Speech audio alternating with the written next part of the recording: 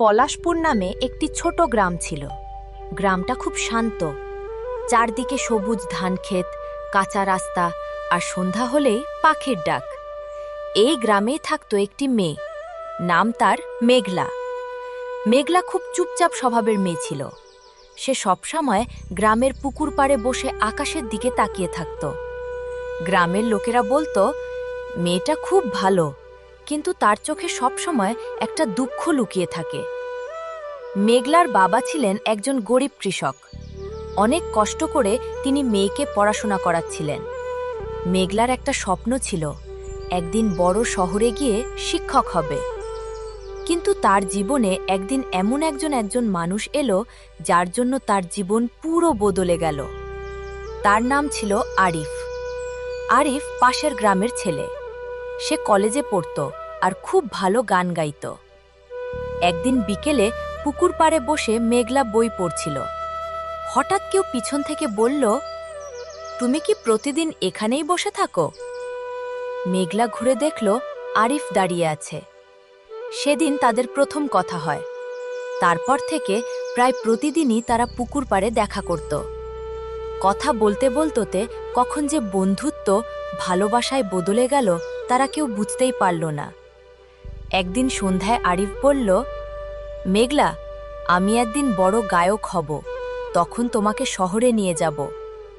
মেঘলা হেসে বলেছিল, আমি শুধু তোমার পাশে থাকতে চাই। তাদের ভালোবাসা খুব সুন্দর ছিল, কিন্তু সুখ সবসময় বেশি দিন থাকে না। একদিন আরিফ হঠাৎ শহরে চলে গেল। সে বলল, আমাকে সুযোগ দেওয়া হয়েছে গান গাওয়ার জন্য, আমি ফিরে আসব। মেঘলা অপেক্ষা করতে লাগল। দিন গেল, মাস গেল, কিন্তু আরিফ আর ফিরে এলো না। মেঘলা প্রতিদিন ডাকঘরে গিয়ে খোঁজ নিত, আমার নামে কোনো চিঠি এসেছে? ডাকঘরের কাকু বলতেন, না মা, আজও আসেনি। গ্রামের সবাই বলতো, ও ছেলে আর ফিরবে না। কিন্তু মেঘলা বিশ্বাস করত, আরিফ একদিন ফিরবেই। 1 বছর কেটে গেল। একদিন ডাকঘরের কাকু দৌড়ে এসে বললেন, মেঘলা, তোমার নামে একটা চিঠি এসেছে। মেঘলার বুক ধকধক করতে লাগল। চিঠিটা ছিল আরিফের। কাপা হাতে সে চিঠিটা খুলল। চিঠিতে লেখা ছিল, মেঘলা, যখন তুমি এই চিঠি পড়বে তখন হয়তো আমি আর এই পৃথিবীতে থাকব না। শহরে এসে আমি খুব বড় একটা দুর্ঘটনায় পড়েছিলাম। ডাক্তার বলেছে আমার সময় খুব কম। আমি তোমাকে বলতে পারিনি, কারণ আমি চাইনি তুমি কষ্ট পাও। আমি প্রতিদিন তোমার কথা ভাবি। তুমি বলেছিলে তুমি শুধু আমার পাশে থাকতে চাও, কিন্তু আমি তোমার পাশে থাকতে পারলাম না। যদি পারো আমাকে ক্ষমা করে দিও। আর একটা কথা, তুমি তোমার স্বপ্ন পূরণ করবে, তুমি শিক্ষক হবে।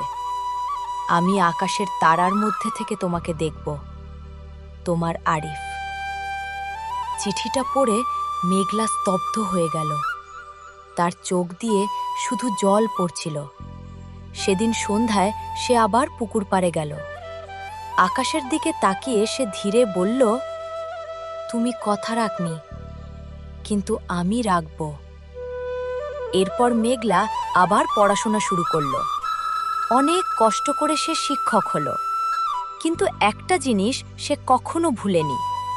প্রতিদিন রাতে সে আকাশের দিকে তাকিয়ে বলতো, আজও তোমাকে মনে পড়ছে।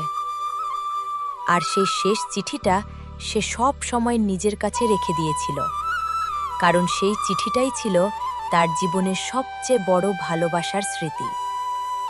আর গ্রামের মানুষ আজও বলে, পুকুর পাড়ে মাঝে মাঝে একটা মেয়েকে দেখা যায় আকাশের দিকে তাকিয়ে থাকতে।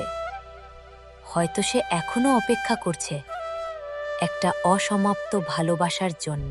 এই গল্পটা ভালো লেগে থাকলে চ্যানেলটা সাবস্ক্রাইব করুন।